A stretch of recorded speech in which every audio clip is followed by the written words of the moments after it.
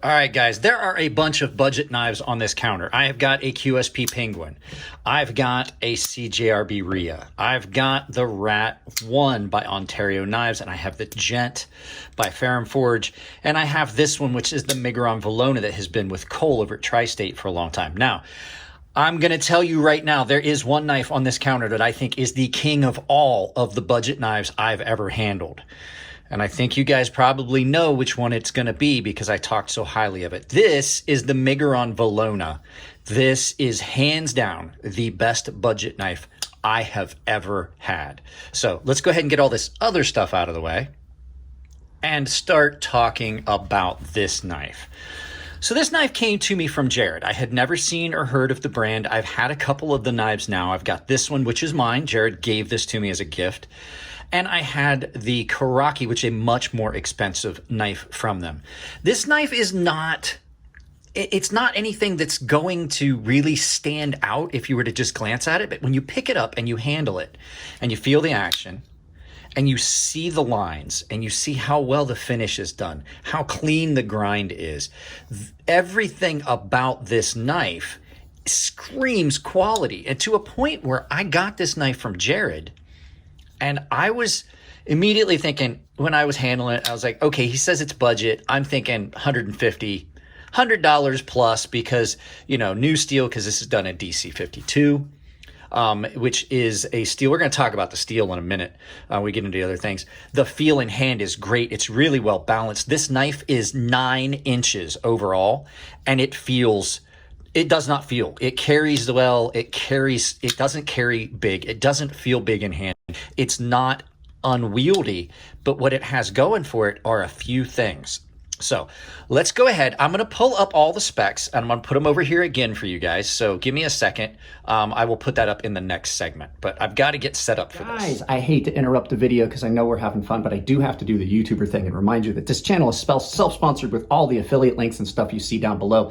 Anything from knives, tools, EDC gear, and Blade HQ, anything, all the Amazon links, they all support the channel. It doesn't cost you anything at checkout. So I'll talk about that at the end of the video. Now let's go back to the knives. So there's your spec sheet over there. Sorry about that. I like doing a couple cuts. It lets me take a chance to center myself and make sure I don't go on a rant. So like I said, this knife came from Jared and I immediately fell in love with it to the point where I told him, I was like, you might not get this back. And Jared was like, you know what? Just keep it. When I say this is the best budget knife I've ever handled, that comes from a place where I have some really nice budget knives, some really nice showings from a lot of companies like CJRB and Artisan and some other places. This is a top shelf budget knife right here. But when you look at price point, this knife comes in right now on Amazon, $47. $47 with shipping, you're probably looking at about 50 or 60, 55, between 50 and $55. This puts this knife well below the mark on some other knives that it performs as well as. So when you're looking at a knife that I would have to go grab to compare this to as far as quality levels from the standpoint, I would have to go grab a much more expensive knife. I honestly will tell you, if you're not looking for flash and pop, which this still does have, you would have to start getting into some well over 100, probably well over $200 knives. Action on this thing is impeccable and it's dirty. It needs taken apart and cleaned. The flipping action on it is amazing. It pops open from the fuller, from the flipper tab with ease, and everything else about it is just built for comfort. Pocket clip on it, one of the best pocket clips around. Is it a little tight in a pair of shorts? A little. Yeah, it does in shorts because shorts are a little bit loose. It has a tendency to pull your pocket around when you're trying to put in a pocket in a pair of shorts. But the fact is, you know, that's still not a big issue. The G10 is done really well. It's grippy, but it's also not aggressive to the point where it's going to tear up pants. The centering on it is perfect. A lot of budget knives at the $50 mark are not as well built as this knife. Beautiful done liners, black coating on the blade and liners. And then the lock on it is just about perfect. They've done it in a way where it doesn't offset, it doesn't look weird. They've left these scales kind of redacted to where you can see the liner all the way around, which is a good touch. And in black, it's even cooler because it makes it two-tone.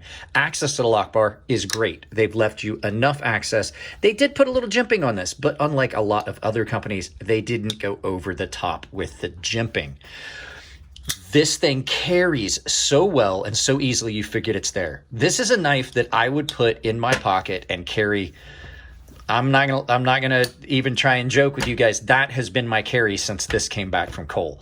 I've been carrying them both in my waistband. This has been my carry, and I would not hazard to say that this thing. I wouldn't be afraid to say, I'm sorry, that this thing performs almost as well as my Norseman. This is an incredible knife from a company that is just starting out, and I just want to really appreciate it. The DC53 steel on this is comparable to 14C28N. A lot of people have said, oh, it's like an upgraded D2. I don't think so. I think that if anything, this is like an upgraded 14C. This is better than both D2 or 14C. This steel will take an aggressive edge at any grit. I've sharpened it on natural stones. I've sharpened it on composite water stones, ceramic stones, diamond stones, aluminum oxide. And every time I got the same stellar result. So from a sharpener standpoint, beautiful. Does it have some minor little hiccups? Yeah, the grind isn't perfect back here at the heel. But once again, I'm probably going to knock this out here and make this into a choil. If it wasn't for the fact that everything is finished so soft and clean and nice with that coating, I would probably do it. But I mean, I can ignore that on a $50 knife, guys. Like I said, the attention to detail on this is incredible. You got this little pop of color with the brass pivot collar. You've got the Miguron Knives logo and all of that. So what we're going to do real quick, I'm going to show you a couple things. We're going to get the scale out. We'll get some weight. I'm going to get the calipers out so you can see blade stock thickness behind the edge thickness. This is a little thicker behind the edge, but laying the angle back, as Jared and I have both done, as you can see, laying it back turns it into a great cutter. So let's go get those things so we can look at it, and then just some final thoughts, because this is not a full review. This is just a rehash, and basically, like, I could not tell you how good this knife is. You're gonna have to get one yourself. So let me go get that stuff. All right, we got all our stuff here. So yeah, we're gonna those are zeroed out. Let's get the blade stock thickness and stuff before we look at the weight. So blade stock thickness on it is 0.15. Behind the edge thickness, now like I said, don't forget this edge has been laid way back. 0.3, where am I? I'm right behind the edge, 0.325. But the fact, like I said, Jared and I both brought this angle way back. I don't have a problem with the way it cuts because I put a really broad convex edge on it that marries that in nice. There's no like pinch point. If I had a V grind, it'd be much different. So as far as weight on this, let's go freedom units here. Do freedom units first. 4 7/8 ounces, so it's not real heavy. Like I said, that's a 9-inch knife. In grams, 138 grams. So to put that in perspective, this is the Rat 1, which is comparable in size and more expensive, is heavier. So there is a lot of weight reduction that's been done in this. But we're going to look at the internals of this in a minute. Let's go ahead and get this stuff out of the way. So everything's out of the way. Now, when I talk about this being at pound for pound the best budget knife, it's because this doesn't feel like a budget knife. This definitely feels like something you would pay a lot more money for. Now, this knife is comparable in price. This is the Ontario Rat 1 in D2. This knife is $42. This knife feels like a $42 knife. It really does. And I'm not picking on the Ontario Rat 1, but this feels like a budget knife. When you pick this up, this does not feel like a budget knife. This feels like a full-on luxury item. And I'm not saying that to try and just ramp this knife up. This knife hits so far above its weight class that it's amazing to me that they're able to sell it at that price. So you're getting an awesome knife, big knife, that feels and carries like a much smaller knife. Bells and whistles and fit and finish on it are great. Crowned spine, this beautiful full fuller that comes down and then gives you that harpoon pointed look. The whole thing, everything on the blade has been crowned and rounded all the way down, including the inside of the slipper tab. The jimping is not too aggressive. Everything was obviously polished before they coated it. And then where you've got such a big knife that is so light, look at how much weight reduction they have done inside on these liners. On a knife that already is light because it's a liner lock. Both sides of the liners have been milled out aggressively, skeletonized. G10 on it is, like I said, done really well. There's no hiccups in the finish. It's all been milled and machined really well. The backspacer is exactly the same as the liners, so that you don't lose anything. You really can't feel the transition. The jimping on that is not bad. It does have a lanyard hole, but I wouldn't expect them to go out of their way to do something like that. And then on this knife, you're getting a pocket clip. On most budget knives, you're going to get a pocket clip similar to this. As much as I like the QSP Penguin, it's a pretty cheap looking bent deep carry pocket clip. Even on the Ferrum Forged Gent, kind of a cheap, crappy pocket clip. The exception here is the CJRB RIA, and they have a milled titanium clip, but this is an aftermarket thing you have to purchase. This is the pocket clip that comes with it. It comes with this pocket clip, which, a lot like the knife I reviewed a couple days ago, the Accipiter, this is a very comfortable pocket clip. So it's rare to get a budget knife that feels good, performs well, has good action in a very good material that's a fairly new material that is better than a lot of the other budget materials you're getting, and still get it at a price, like I said, $47.60 on Amazon right now. I'm gonna put a link to it down below.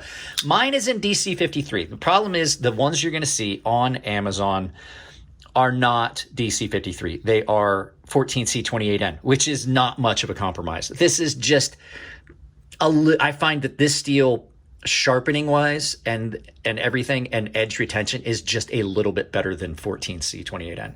Very comparable. Incredible crisp edge. The grind on this blade is great. Like I said, the only issue is it is a little bit wonky right down here at the heel. But the fact is, you got that much blade left to use. And on a $50 knife, I'm not going to complain. I can't say enough about this knife.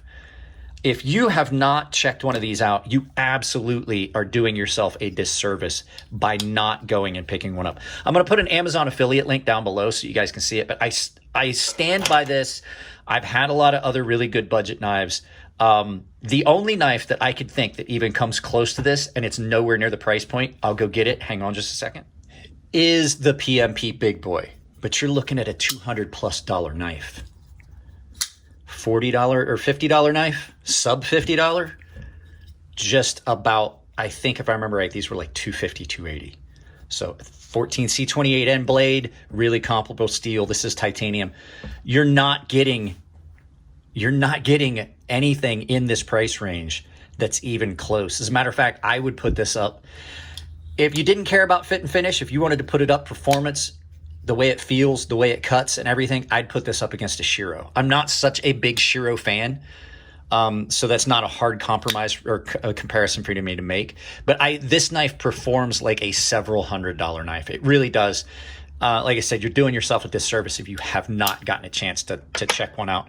White Mountain Knives has them. Amazon has them. Like I said, I have an Amazon affiliate link I'm putting down below for it. So you should go check one out. I'm so happy that this came back. I did not expect to miss it as much as I did. While it was gone, I really didn't think about it, but now that it's back, I'm like, holy crap, I missed this knife. So, all right, guys, that's it on this one. I just wanted to get that out of my system. It really needs to be recognized. The guys over at Miguron really need to be recognized for what they're doing in the budget knife sphere and realm. They're kind of stepping up the game that other people are going to have to match.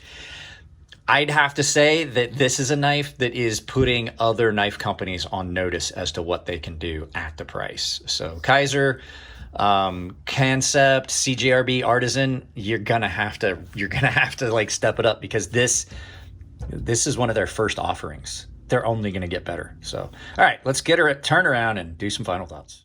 So there you go, guys. And I'm not gonna lie to you, it took a lot of thought for me to actually think if I was gonna do this video, because there are so many good budget knives these days. I just don't think that there's one as good as this one right now. This is an incredible knife. So if you haven't picked one up, like I said, I put an affiliate link down below, which brings me to my next thing. If you guys like the videos, give them a thumbs up. If you don't like them, give them a thumbs down, but please tell me why. I can't change that content if you don't tell me what you don't like. Yes, I sound really depressed right there, didn't I?